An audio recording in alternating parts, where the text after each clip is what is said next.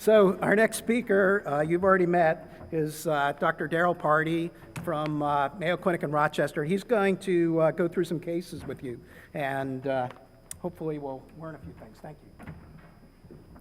So in my disclosures, I should have said that I've never won a swing dance competition.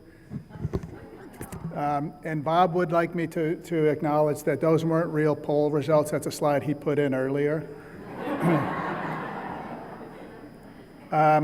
So we're going to go through two cases. I really would like this to be interactive.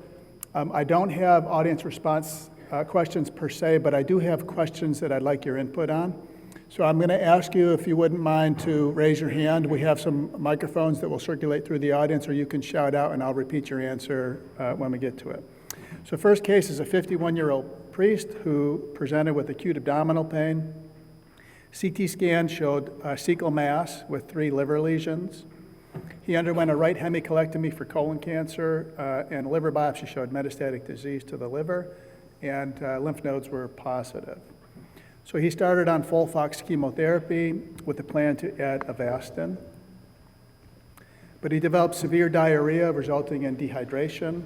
Stool was positive for C. difficile, so his chemotherapy was held. Over the next several months, he had several hospital admissions for dehydration, treated with a variety of medications, including metronidazole alone or in combination with oral vancomycin.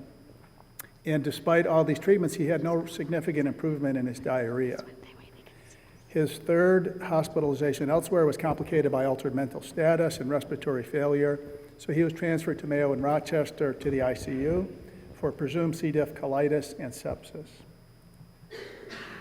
So on examination, he obviously appeared sick, was tachycardic and tachypnic, but at that point normotensive. Abdomen was exquisitely tender and mildly distended. So my first question for you, you're consulted now by the ICU. What would you do now in terms of workup? Blood work, stool tests, any imaging studies? Yes? This is not a yes or no question.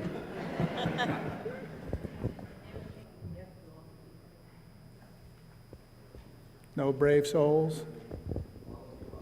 All of the...